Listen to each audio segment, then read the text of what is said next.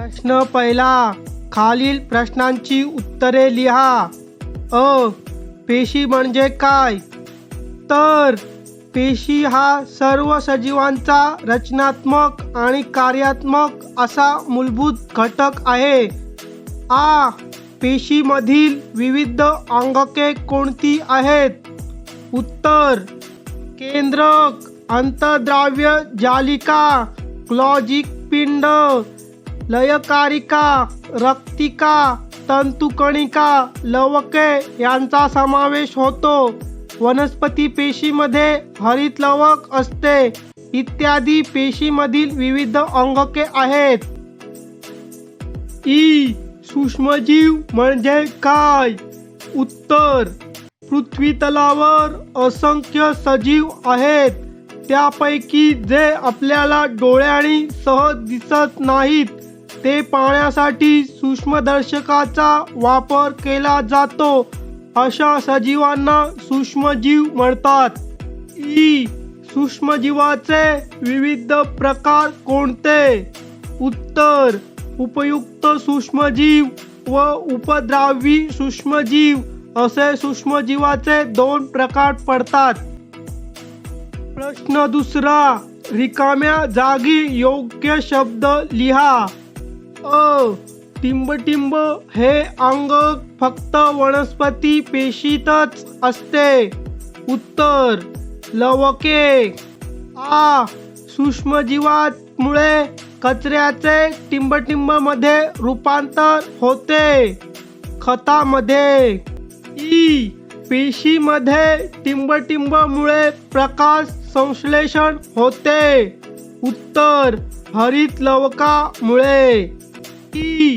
टिंबटिंब अभ्यासासाठी इलेक्ट्रॉन सूक्ष्मदर्शकाचा वापर करावा लागतो. उत्तर: सूक्ष्मजीव किंवा पेशी अंगकाच्या. प्रश्न तिसरा, आमच्यातील फरक काय आहे? अ. वनस्पती पेशी व प्राणी पेशी. वनस्पती पेशी. वनस्पती पेशींना पेशीभित्तिका असते. प्राणी पेशींना पेशीभित्तिका नसते. वनस्पती पेशीमध्ये लयकारिका नसतात. प्राणी पेशीमध्ये लयकारिका असतात. वनस्पती पेशीत लवके असतात. प्राणी पेशीत लवके नसतात. वनस्पती पेशीतील पेशीद्रव्य कमी कणदार व विरळ असते. प्राणी पेशीतील पेशीद्रव्य अधिक कणयुक्त व दाट असते. वनस्पती पेशीत तंतुकणिकांची संख्या कमी असते. प्राणी पेशीत तंतुकणिकांची संख्या जास्त असते. आ. आधिकेंद्रिकीय पेशी व दृश्यकेंद्रिकीय पेशी. आधिकेंद्रिकीय पेशी आकाराने लहान असतात. दृश्यकेंद्रिकीय पेशी आकाराने मोठ्या असतात. आधिकेंद्रिकीय पेशीतील पेशी अंगके पटल विरहित असतात. दृश्यकेंद्रिकीय पेशीतील पेशी अंगकांना पटल असतात. आधिकेंद्रिकीय पेशीत तंतुकणिका नसतात. दृश्यकेंद्रिकीय पेशीत तंतुकणिका असतात. आधिकेंद्रिकीय पेशीतील सुस्पष्ट केंद्रक नसतो. दृश्यकेंद्रिकीय पेशीत केंद्रक पटल, केंद्रिकी आणि केंद्रक द्रव्य असलेले केंद्रक असतात. आधिकेंद्रिकी पेशीत केंद्रक पटल नसल्याने केंद्रद्रव्याच्या पेशीद्रव्याशी थेट संबंध येतो. दृश्यकेंद्रिकीय पेशीत केंद्रक पटल असल्याने केंद्रक द्रव्याचा पेशीद्रव्याशी थेट संबंध येत नाही. प्रश्न चौथा, वनस्पती पेशी व प्राणी पेशी यांच्या आकृत्या काढून त्यांचे वर्णन तुमच्या शब्दात लिहा. उत्तर: 1. वनस्पती पेशी. वनस्पती पेशीच्या भोवती स्वतंत्र पेशीभित्तिका असते. त्यामुळे त्यांना विशिष्ट आकार प्राप्त होतो. त्याचप्रमाणे वनस्पतीमध्ये मोठ्या आकाराच्या रक्तिका आढळतात. तसेच हरितलवक, पेशीद्रव्य हे घटक वनस्पती पेशीमध्ये असतात, ते प्राणी पेशीमध्ये नसतात. 2. प्राणी पेशी. प्राणी पेशीमध्ये पेशीपटलाभोवती आवरण नसते. प्राणी पेशीमधील रक्तिका आकाराने लहान असतात. प्राणी पेशीमध्ये लयकारिका असते. ही लयकारिका वनस्पती पेशीमध्ये दिसत नाही. प्रश्न 5. सूक्ष्मजीवांची उपयुक्तता व हानिकारकता स्पष्ट करा. उत्तर: सूक्ष्मजीवांची उपयुक्तता. 1. रोगप्रतिकार क्षमता वाढवणारी लस प्रयोगशाळेत सूक्ष्मजीवांच्या मदतीने तयार करतात. 2. शेतातील पालापाचोळा व कचरा, मानवी व पाळीव प्राण्याचे मलमूत्र, घरातील ओला कचरा एकत्र करून बायोगॅस संयंत्राच्या माध्यमातून जैववायू व खत निर्मिती केली जाते. 3. दही, ताक, लोणी, चीज, पनीर व इतर दुग्धजन्य पदार्थाची निर्मिती करण्यास सूक्ष्मजीव उपयुक्त आहेत. 4.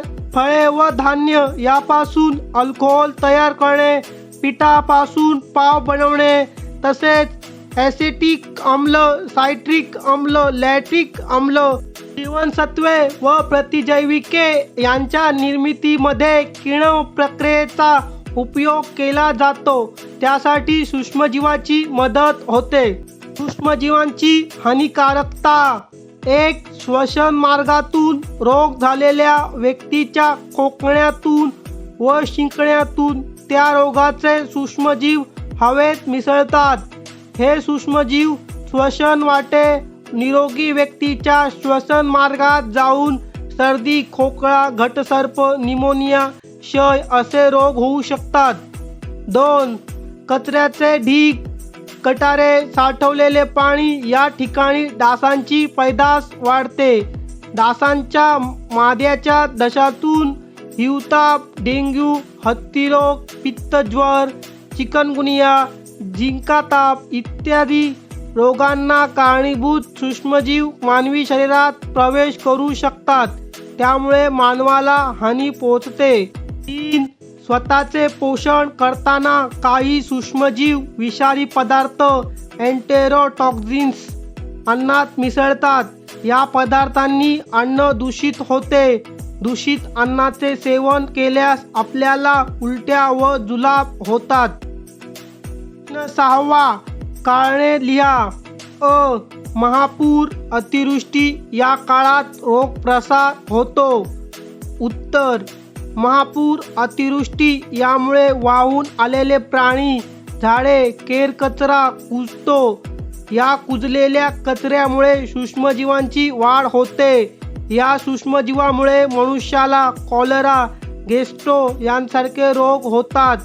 तसेच महामारी, साथीचे रोग या रोगांचा प्रसार होतो. त्याचबरोबर साचलेल्या पाण्याच्या ठिकाणी डासांची पैदास वाढते. त्यामुळे डेंग्यू, मलेरिया इत्यादी आजार पसरतात. म्हणून महापूर, अतिवृष्टी या काळात रोग प्रसार होतो. आ. शिळे अन्न खाल्ल्याने विषबाधा होण्याची शक्यता असते. उत्तर: शिळ्या अन्नावर काही सूक्ष्मजीव असतात. हे सूक्ष्मजीव स्वतःचे पोषण करताना एंटेरोटॉक्झिन्स सारखे विषारू पदार्थ या अन्नात मिसळतात. या पदार्थांनी अन्न दूषित होते.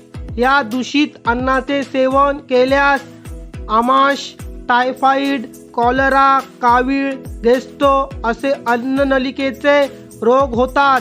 म्हणून शिळे अन्न खाल्ल्याने विषबाधा होण्याची शक्यता असते. ई. जमीन मशागतीमध्ये माती खाळीवर करतात. उत्तर: जमीन मशागतीमध्ये माती खाळीवर केल्यामुळे माती मोकळी होऊन तिच्यातील कीटक आणि जंतू उघडे पडतात आणि उन्हामुळे मरून जातात. तसेच मातीमध्ये हवा खेळती राहून ती जमिनीत खोलवर जाते. त्यामुळे वनस्पतीचे श्वसन चांगले होऊन मुळे जोमाने वाढतात आणि खोलवर जातात. पावसाचे किंवा ओळीताचे पाणी वाहून न जाता मोकळ्या झालेल्या जमिनीत मुरते. म्हणून जमीन मशागतीमध्ये माती खालीवर करतात. ई. बुरशी ओलसर जागी चटकन वाढते. उत्तर. ओलसर जागी दमट हवामान असते. अशा दमट हवामानात बुरशीला पोषक वातावरण मिळते. या पोषक व अनुकूल वातावरणात बुरशीची वाढ झपाट्याने होते.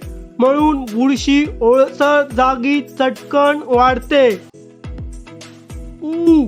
घराघरामध्ये शीतकपाटाचा वापर करतात. उत्तर. सूक्ष्मजीवांची वाढ तापमानावर अवलंबून असते. कमी तापमानात साठवण केल्यास पदार्थ चांगले टिकतात. थंड जागी पालेभाज्या जास्त वेळ ताज्या राहू शकतात. पालेभाज्या, फळे, शिजवलेले अन्न टिकवण्यासाठी ते कमी तापमानामध्ये साठवणे आवश्यक आहे. शीतकपाटामध्ये 50 डिग्री सेल्सिअसच्या तापमानाला सूक्ष्मजीवांची वाढ खुंटते आणि अन्नपदार्थ सुरक्षित राहतात. म्हणून घराघरामध्ये शीतकपाटाचा वापर करतात. ऊ. पाव तयार करताना फुगतो. उत्तर. सूक्ष्मजीवांच्या क्रियेमुळे काही कार्बन पदार्थाचे दुसऱ्या कार्बनी पदार्थात रूपांतर होते. ही रासायनिक क्रिया म्हणजे किण्व होय. पाव तयार करताना त्या पिठात किण्वची प्रक्रिया केली जाते. या प्रक्रियेत उष्णता निर्माण होऊन कार्बन डायऑक्साईड व इतर वायू तयार होतात. हे वायू पदार्थाचे आकारमान वाढवतात. हे वायू बाहेर पडताना पदार्थ फसफसतात. म्हणून पाव तयार करताना फुगतो. ए. दुभत्या जनावरांना आंबवण देण्यापूर्वी ती भिजवून ठेवतात. उत्तर. पेंड, धान्याचे भरड, गूळ यांचे मिश्रण आंबवून आंबवण तयार केले जाते. भिजवून ठेवलेल्या आंबवणामध्ये प्रथिने आणि मधाचे प्रमाण अधिक असते.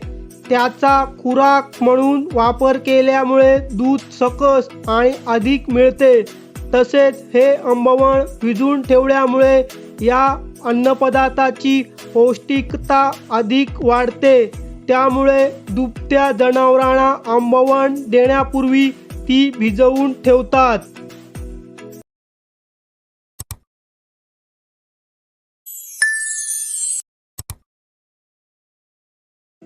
प्रश्न 7वा. साधा व संयुक्त सूक्ष्मदर्शक तुम्ही कशासाठी वापराल? कसा ते सविस्तर लिहा. उत्तर. साधा सूक्ष्मदर्शक ज्या गोष्टी सूक्ष्म आहेत त्यांसाठी वापरू व संयुक्त सूक्ष्मदर्शक आम्ही पेशी निरीक्षणासाठी वापर करू. कारण पेशी अत्यंत सूक्ष्म असतात. नुसत्या उघड्या डोळ्यांनी त्या आपल्याला दिसत नाही. साध्या सूक्ष्मदर्शकाचा वापर घड्याळ दुरुस्त करण्यासाठी तसेच मौल्यवान खड्याचे निरीक्षण करण्यासाठी करता येते. संयुक्त सूक्ष्मदर्शकाचा वापर कांद्याची एक फोड घेऊन त्याच्या खोलगडद भागात असणाऱ्या पातळ पापुद्र्या चिमट्याने अलगद वेगळ्या करून तो काचपट्टीवर घेऊन त्यावर पाण्याचा थेंब टाकून त्यातील पेशी निरीक्षण करता येते.